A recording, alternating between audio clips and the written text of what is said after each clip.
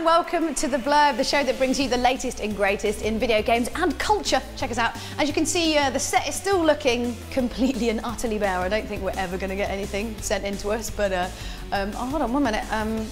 What are these? There's someone's like pants on the sofa. Oh, that's gross. There's like a weird crotch stain. Whose pants are these? Neil, Totally these are blatantly your pants. Why are they on the sofa? I don't know where else to go. Oh, it's disgusting. Oh, I don't have time for this. There's so much to do. You and your, oh, why am I holding them? Right, let's see what's coming up on the show. Coming up, we check out the greatest gaming comeback of all time. That's right, Alice Madness returns, and I get to chat to creator American McGee. Ian Lee shares his vast knowledge of gaming history with a nostalgic look at the ZX Spectrum. We check out animation game tie-ins with Rango and Simpsons the Game. And friends of the show, Rampage, are back to talk about games for the 3DS. So as you can see, we've clearly outdone ourselves once again. Score! Yes, well, hopefully the show won't fall apart. A little bit like Neil's pants. I can spell them. It's quite disgusting. Right, yes, so we've been asking you guys online all about who is your biggest, baddest gaming villain, and you've been responding in your droves. Craig says Wesker from Resident Evil. He's the don of all villains. I'd have to say he's pretty badass. Yeah. The La Chef, okay, says, gotta be Purple Tentacle from LucasArts' Day of the Tentacle. World domination shall be his. Obviously also highlights the dangers of toxic waste, if you know anything about the story. Day of the Tentacle, one of my favourite games of all time. Just saying. Emma says, gotta be the Joker. Technically, it is a comic book character, but he was in Arkham Asylum, so it does still count. He's a manic genius, and strangely, I love him. You might want to address that. I know it's a bit weird. Ben, dog from Duck Hunt. Need I say more? So get involved. We do many questions up on our Facebook and our Twitter. Do go to the jinx.tv forums and check them out there. Now, next up, apparently something factual. Is that right?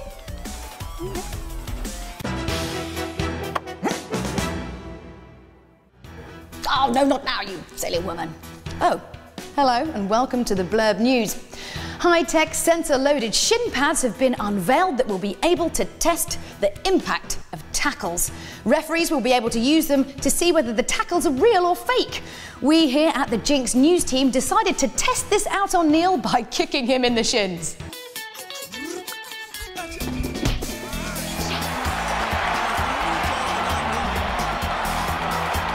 Hadn't actually ordered any of the shin pads yet, we just figured he was always faking.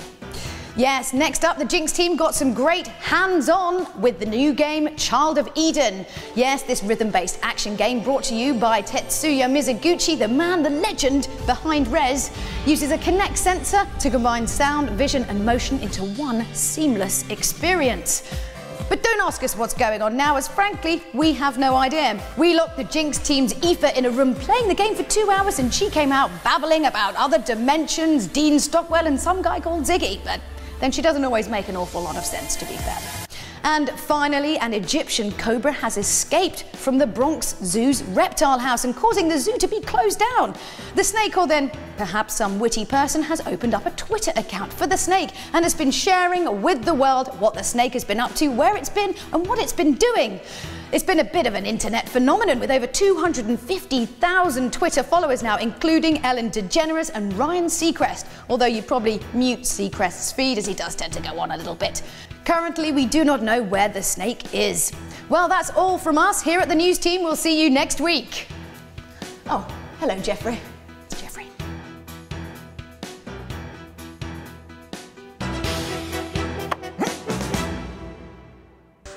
So, yeah, that was the news. Gosh, that newsreader gets more and more attractive every day. It's kind of a little bit weird that I say that, I think. Anyway, look, we got loads more coming up on the show. Next up, though, I'm going to be talking to American visionary games guru American McGee about his new game, Alice Madness Returns. Let's take a closer look down the rabbit hole.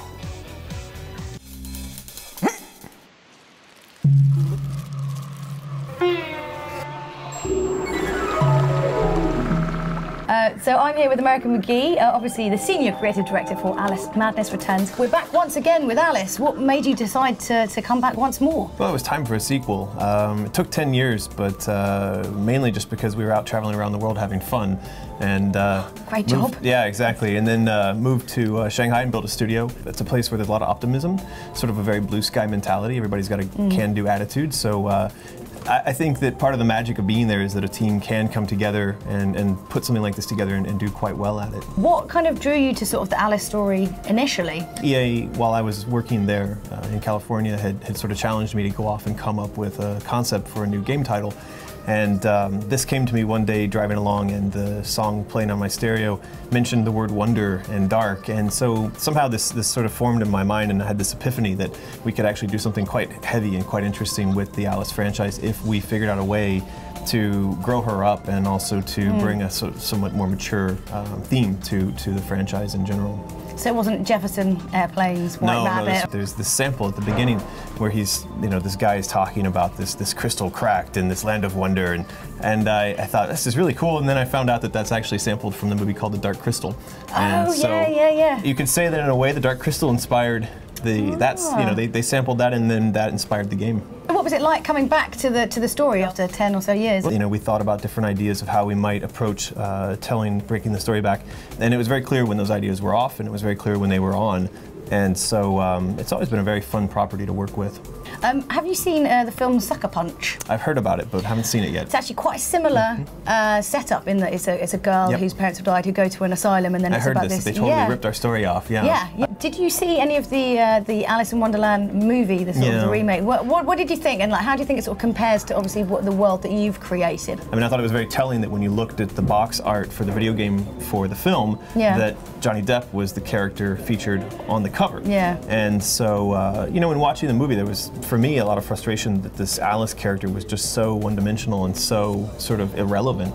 Even in the final scene of the film, she's told, you don't have to do anything, just hold on and let the knife do the work. I'm thinking, what kind of crappy hero doesn't have to do anything to win the day, If, gamers out there have not played the first game, could you think you could just pick up this one, really? Well, certainly when we were setting out to design it, initially we made sure to pull along enough of the content and the experience that she'd had in the first game. So, as you may have seen when you were playing the demo today, she's actually returned to a domain, the Queen's Domain, which is a place that she experienced, she destroyed in the first game. Yeah, actually, I always look on eBay to find the original Impossible. Quite expensive if you can find it. Well, it's out of my price range. But it's very difficult to get a hold of. It's very I kind of wish I'd held on to a mountain of the boxes because they're you could have made a fortune. Quadrupled in price. It's crazy.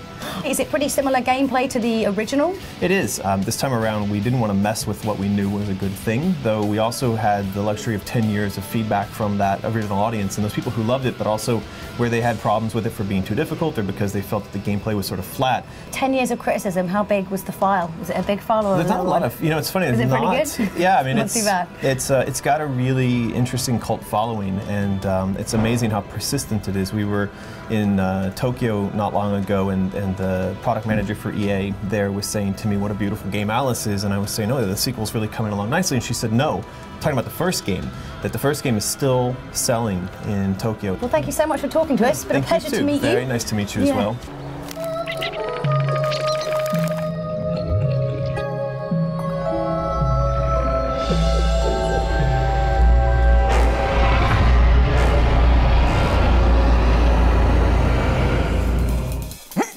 So that was Alice Madness Returns. Nice to see something a bit visually different on the show. Next up, we've got loads more action games still to come. We'll see you in a few minutes.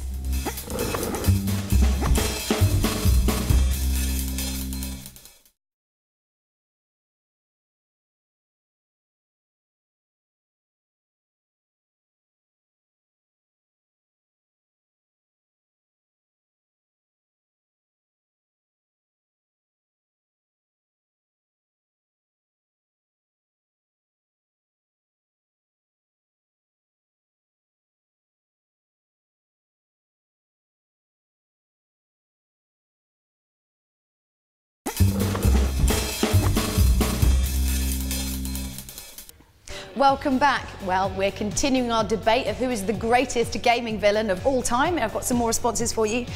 James says it had to be GLaDOS from Portal. She originally seemed so nice and helpful, but changed into something sinister and terrifying. And then at the end, whoa, wait a minute, hold on, James, let's not try and give this away for people who haven't played the game. Anyway, he says it made Portal the game that it was. Darren says Psycho Mantis from Metal Gear Solid on the PS1. The fact that you had to change the controller from port 1 to port 2 was genius. So yes, there's been some pretty super bad villains in that lot there. Next up, now, which one of you guys out there hasn't wanted to be a comic book hero? Well, we sent our Jinx's very own Aoife to get artistically interpreted. Let's take a look. Hi, I'm Aoife. Now, if we're being honest, we've all kind of wondered at one stage or another what we'd look like if we were superheroes, right? Well, at Jinx, we're lucky enough to have an artist who can draw us like superheroes. So this is Andy. Say hi, Andy.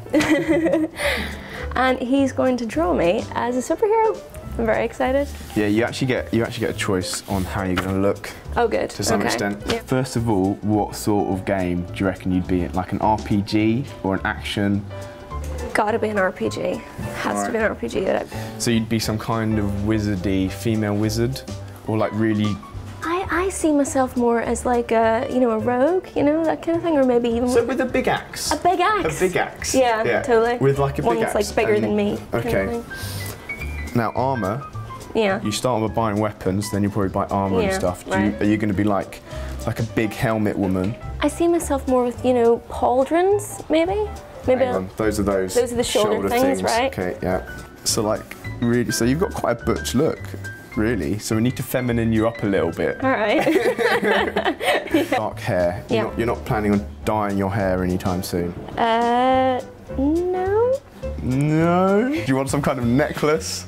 Yeah, let's accessorize it up a little bit. Like, some sort of like, you know, glowing rune necklace that I can, you know, and then call forth undead minions? Undead minions, yeah. So maybe like it will have like maybe like a skull on it or something. Okay. Why not? So anyone who's been on our website and on the Jinx Facebook page might actually recognise the back of Andy's head, because he's been drawing these awesome murals for us and we've been broadcasting on the webcam. So he's done this fantastic. There's Axel from Streets of Rage, Gilius Thunderhead from Golden Axe, and right over here you can see Rai from Street Fighter. And then we've got like a lovely little retro montage over here. All right, feet. Have you got high heels on, or is that just impractical? No, it's not. Nothing. Fashion over function always. All right. So on your axe, your big butch manly axe, you need to kind of pretty up a little bit because you've got a lot of space. So we need to remind people that I am actually a girl. Yeah. It needs to happen. I don't think the hair's sometimes. enough at the moment. No. You could just be some kind of drag queen. So maybe it might be where you want to go with it. I don't know. So like flowers. Yeah. Okay then. Flowers. Is that too pretty? Well, it's a bit feminine. Let's go with flowers. It's a bit feminine, but there's not a lot else feminine going on here. So it sounds like you need it. I've given you some kind of belt. Are you happy with the belt? Yeah, I like belts. Yeah, a big belt. Big belt. I like the buckles. I'm gonna pretty much do that belt with the buckles and stuff. All right, okay, I think we're done. I've got everything I need. So at the end of it, I'm gonna take this away and you're gonna have an awesome, like proper concept art illustration of your game's character. So we're going to be seeing all of the finished pictures at the end of the show. And Neil, I think you're getting a bit of a makeover in that department as well? Fine, whatever. What are you playing? Nothing. Is that supposed to be me? Get off, you big pipple! Give it! Right. I can't believe you think that's supposed to be me. What on earth do I look like? Nick, why am I in a car? I haven't watched wrestling in a while. Is that normal? You're probably just lazy. I don't appreciate my shimming. Did you choose the shimming or does it self-shimmy? Maybe I chose it. Do you do this a lot with video games? What, make you? Yeah. Maybe. Neil, don't you ever make me in a video game again or I will come and smite thee down. Right. All right. Not happy about that. Right, next up we're going to be looking at one of the most famous families in the world. No, not the Kardashians, you losers. We're talking about the Simpsons.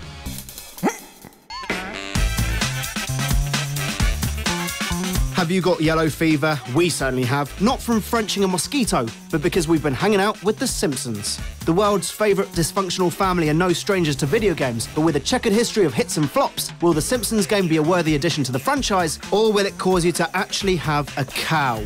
Man.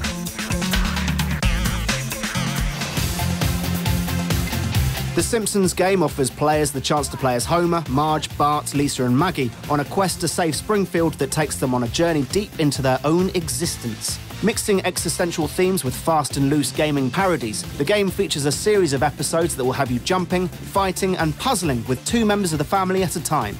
The game takes the series' trademark humour and switches its focus to the world of video games. You can expect truckloads of references to popular franchises, satire on the industry itself, and perhaps a guest star or 2.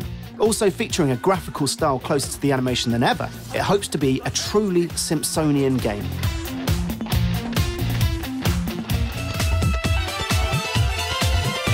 The first thing you'll notice about The Simpsons game is the quality of its humour. From simple jokes to ornate parodies, the writing is excellent, and this game gets closer than any other to capturing what made The Simpsons great. The satire of gaming and the games industry is razor sharp, and the humour moves fast, meaning for every duff joke, there's a standout line. The family's discovery that they're actually characters in a game is written so simply, yet so well, that you'll wonder why no one has ever done it before.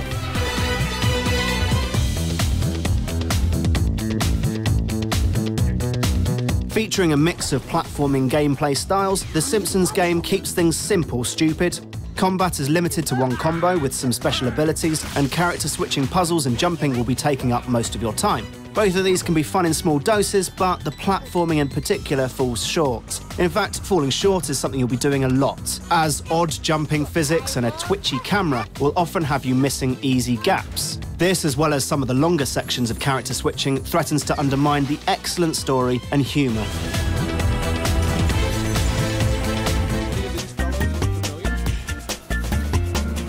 There are some unique moments in the game. A cameo by The Sims creator Will Wright makes for a brilliant boss fight. The appearance of smaller characters from the Simpsons series, like Poochie being the boss of Grand Theft Scratchy, is utterly inspired. Some levels also feature gameplay straight from retro games, like Space Invaders and Frogger, making for some surprise moments. But there are some missed opportunities. The omission of fake games like Bone Storm and Lee Carvalho's putting challenge really stand out.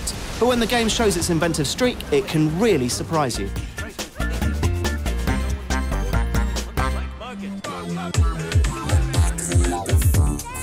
Oddly, it's one of the elements that the previous game, Simpsons Hit and Run, got so right that fails this time around. Outside of the video game-styled levels, you'll be spending your time in the hub world of Springfield. Despite having all the locations you would usually expect, there's no incentive to explore, with characters from the show wandering the traffic-free streets spouting lines from the show like zombies the only lame reward. When the levels themselves are so nicely atmospheric, it's a shame that Springfield seems little more than a collectible-filled afterthought. Dope!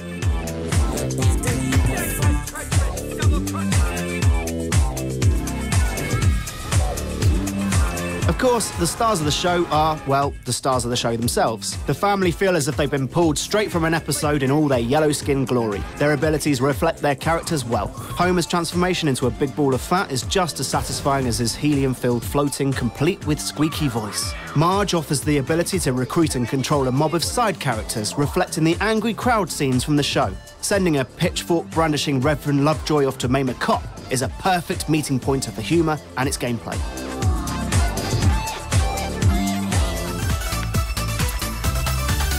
Just like one of Homer's precious donuts, The Simpsons game is covered in sweet, sweet humour icing, but there's a big gameplay hole at its centre. For fans and long-time gamers, there's a lot of fun to be had, but if you've no idea who shot Mr. Burns, it might feel all like empty calories.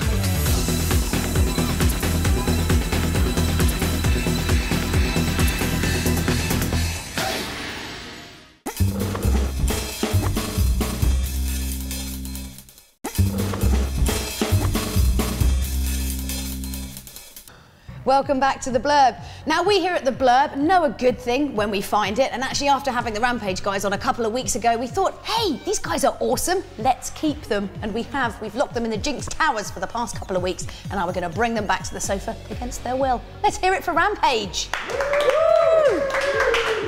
Welcome, welcome. Hello. Hello. You again! Me again? Hello. I've got one thing to say to you. Ibiza.